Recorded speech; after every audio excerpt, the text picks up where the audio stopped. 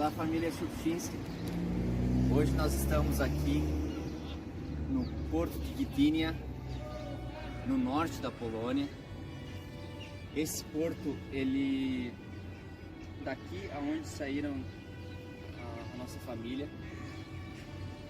Józef Szubczynski com a sua esposa, seus filhos, saíram no dia 10 de novembro de 1936, exatamente desse porto, que hoje é um museu do imigrante. Eu vou entrar ali e vou mostrar para vocês como é que é ali dentro. Essa estação foi construída em 1933 e aqui, nessa parte, uma pessoa fazia um check-in e comprava também os bilhetes. Muitos navios saíram desse porto para as Américas. E um detalhe muito interessante, essa foi uma construção muito moderna para a época. Para vocês terem uma ideia, esse teto de vidro, na Segunda Guerra Mundial, toda essa cidade foi bombardeada. Por um acaso, esse lugar ele sobreviveu, nem o teto de vidro foi destruído, apesar das bombas. Aqui nós podemos ver uma demonstração de como que era a estação, certo? Vou mostrar para vocês algumas fotos da época. Aqui, por exemplo, a entrada principal.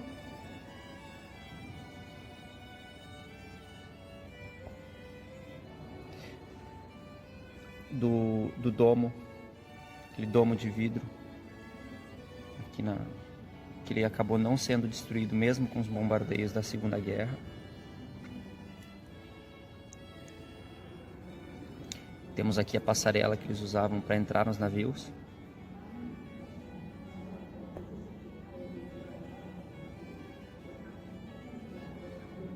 O estoque do porto.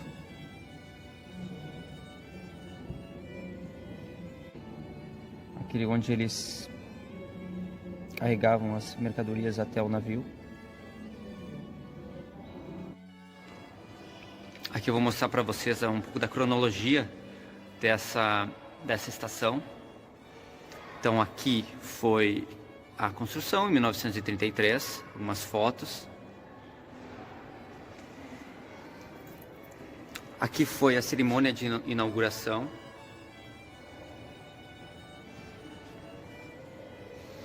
Aqui já foram alguns, em 1935 já foram alguns navios saíram daqui, algumas fotos da época, em 1935. Esse era o navio Piłsudski.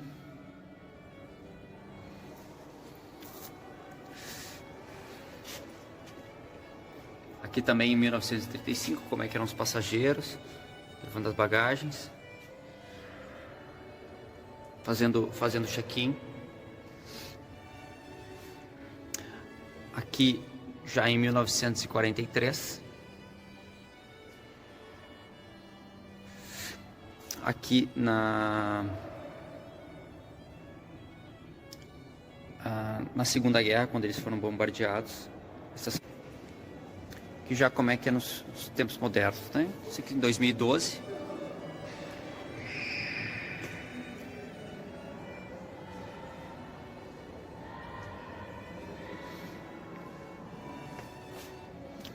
Em 2013.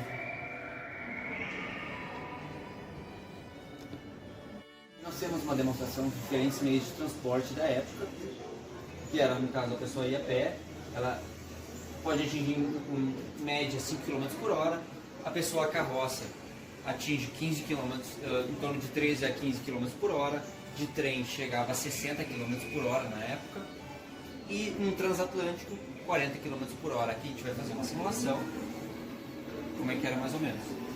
Então, do porto de Gdynia até o porto de Rio Grande, no Brasil, foram em torno de 18 dias, mais ou menos com essa velocidade. A foto foi tirada em novembro de 1936, na região de Suwałki, no nordeste da Polônia. Nessa foto, vocês podem ver 5 famílias.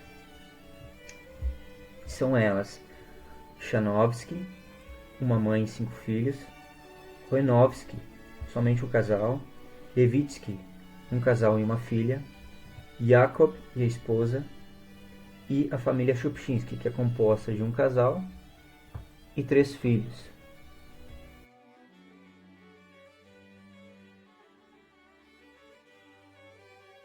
De Suwałki, eles foram até a capital Varsóvia, de carroça, e lá eles ficaram 5 dias visitando os principais pontos turísticos da cidade, como o Castelo dos Imperadores, o Palácio do Governo e as praças.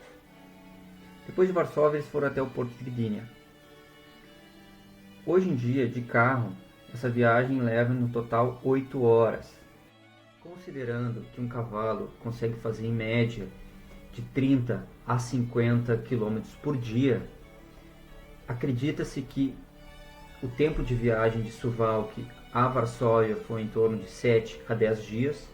Depois de Varsóvia até Gdynia, foi em torno também de 7 a 10 dias.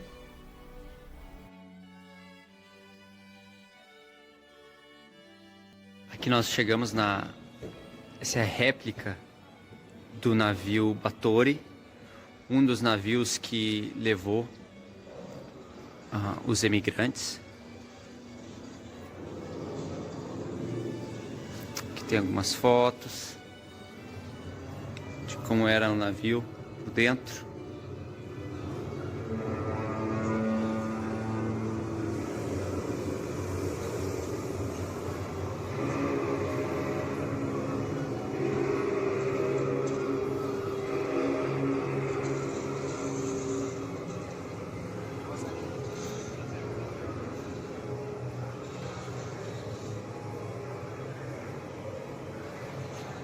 E subindo aqui, nós temos os navios, os diferentes navios que foram até as Américas.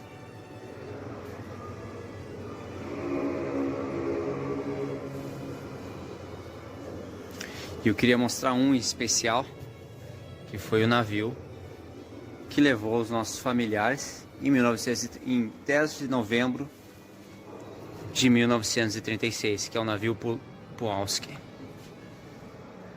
O navio Puławski, ele foi inaugurado em 1912 pela companhia Tetsar. E ele fazia o trajeto entre a Europa e a América do Norte somente para levar mantimentos. A partir de 1936 ele começou a levar passageiros do porto de Gdynia para os portos do Rio de Janeiro, Montevidéu, Buenos Aires e Vitória, certo? Então, a nossa família, ela foi na terceira leva do navio Puławski em 10 de novembro de 1936. Depois, em 1939 até 1945, ele transportou tropas. Aqui mostra alguns dos navios importantes nessa viagem transatlântica. Esse aqui de 1876, 1898 e 1891. Mostrar algumas fotos, alguns vídeos da época.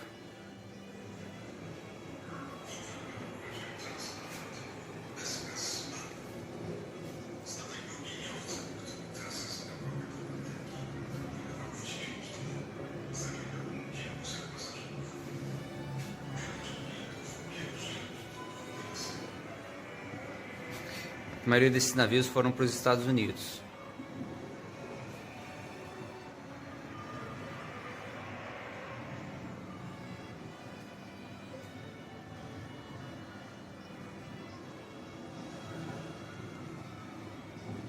Como é que iniciava o processo de imigração?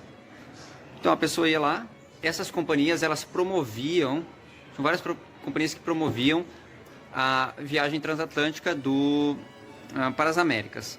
Nesse caso, nessa companhia aqui, eles estavam promovendo para a Argentina, Brasil, Uruguai, E no caso da nossa família, eles escolheram a companhia Águia Branca. Como é que funcionava? A pessoa ia lá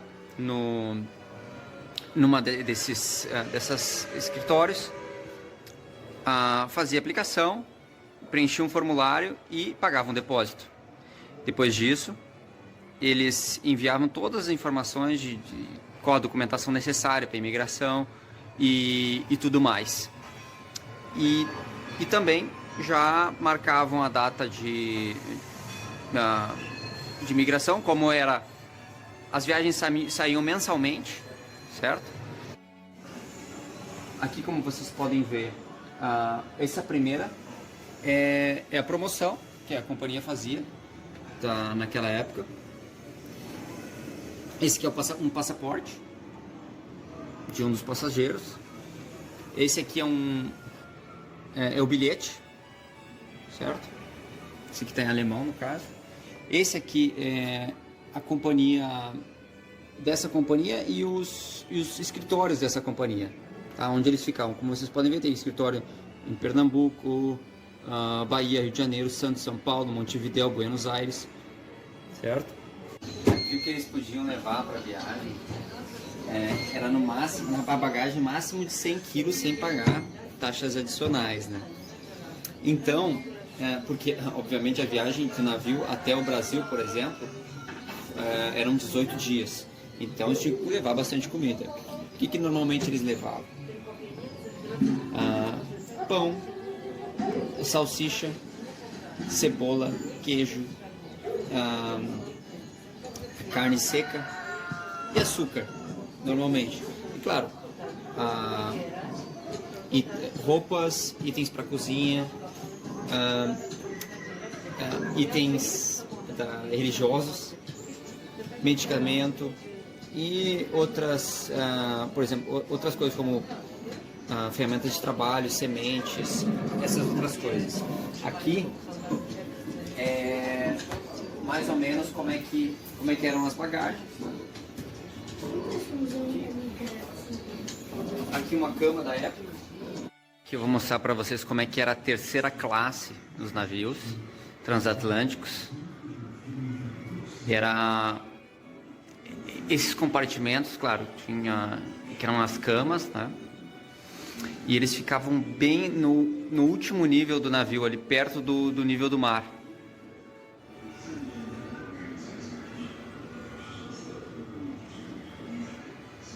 O que era bem desconfortável.